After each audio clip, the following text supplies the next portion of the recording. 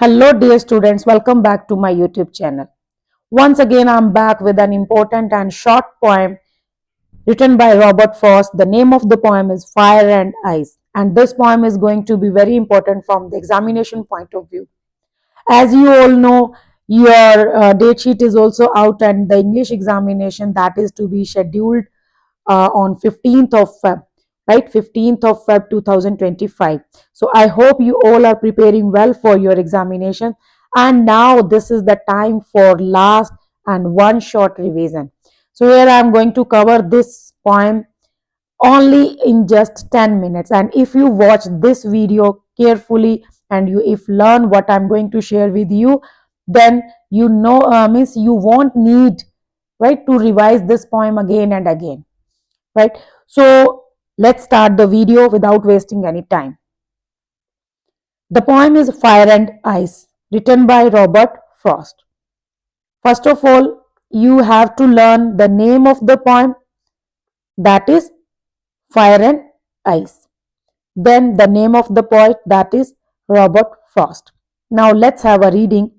Some say the world will end in fire, some say in ice. From what I have tasted of desire, I hold with those who favor fire.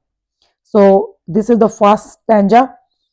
But if it had to perish twice, I think I know enough of hate to say that for destruction ice is also great and would suffice. This is the second stanza. And this poem is a 9-line poem. Okay. 9 lines are there in this poem.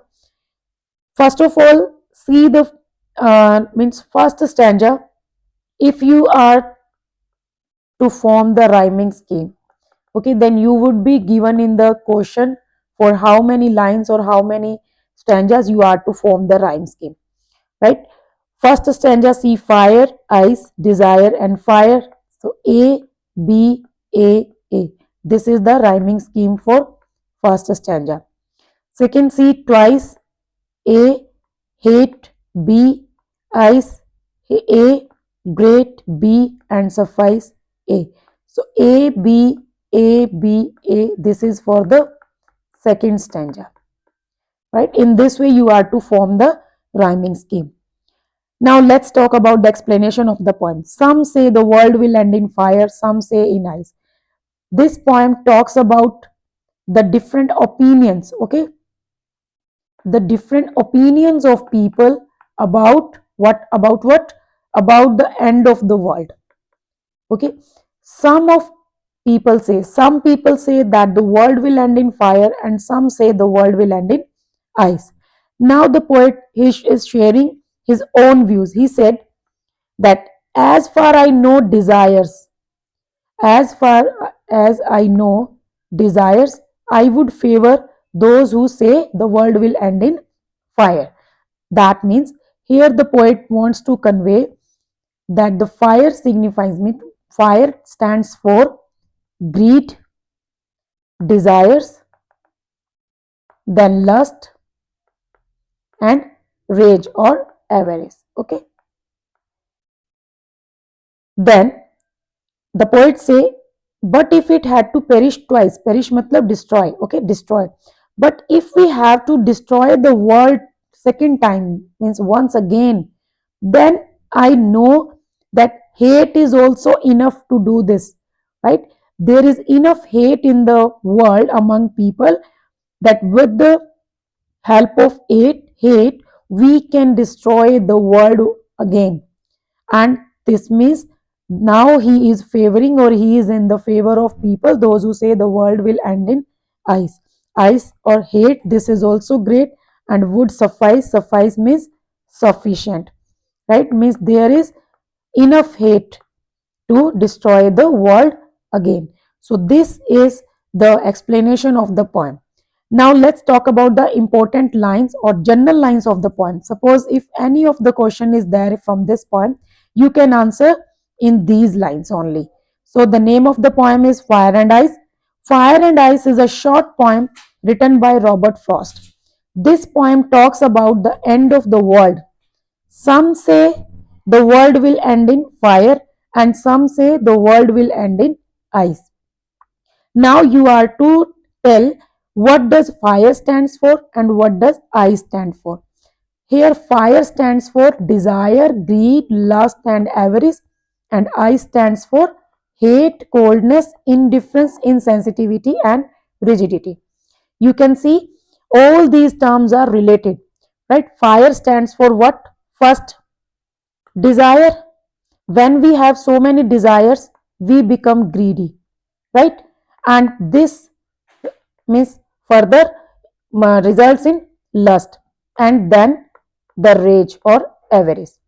Now suppose if we talk about ice is used for numbing, right? मतलब किसी चीज को अगर नम करना हो, सुन्न करना हो, तो आइस का यूज किया जाता है. So ice, this is related to coldness and insensitivity. Means suppose if we have to be insensitive, then we can use ice. So ice is related to coldness, insensitivity, same is indifference, and then rigidity means when we become rigid or means like a stone, we don't have any feelings. So this is the result of hate, means when we hate someone. Okay, so in this way we can remember these keywords, right? We are to mention these words when we are writing the answer of any question from this poem Fire and Ice. There are three main questions. One is what does fire stand for? Next is what does ice stand for? Or what is the message or the summary of this poem Fire and Ice? So you are to learn only these general lines.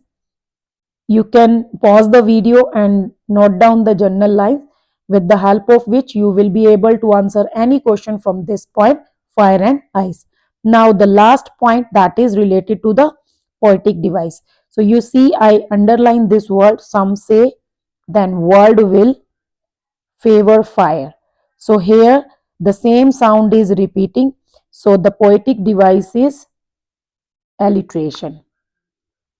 Apart from that, we can say in this poem personification is also there, because fire and ice, they are showing causing destruction, that is a human activity. So these two important poetic devices are there in this poem, alliteration and personification.